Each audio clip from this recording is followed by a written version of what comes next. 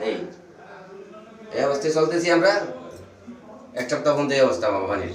মিরপুরের শেওড়াপাড়ায় টানা 5 দিন ওয়াসার পানি সরবরাহ বন্ধ থাকায় চরম দুর্ভোগে পড়েছেন কয়েক হাজার বাসিন্দা। খাবার পানির অভাবে বিভিন্ন বাসায় বন্ধ রয়েছে রান্নার কাজ।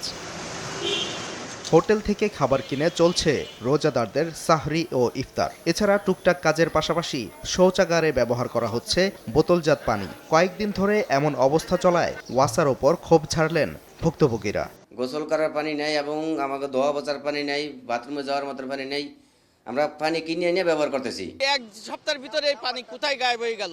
এই পীরের বাগের এই যে বোম্বাই গলি, তারপরে এই যে একতা গলি, এই সমস্ত গলি সমস্ত পানি নাই এখন। গোসল করতে না, ঠিক মতো খাইতে না, বাচ্চা কাচ্চার আগামুতি করাইতারি না, আমরা অনেক বিপদের মাঝে আছি। কোনো রেসপন্সিবল কোনো অথরিটি নাই যে তাদেরকে আমরা জানাবো বা ই করবো।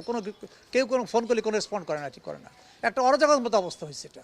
ভূগর্ভস্থ পানির স্তর নিচে নেমে যাওয়ায় গত 5 দিন ধরে পাম্প মেরামতের কাজ করছে ওয়াসা।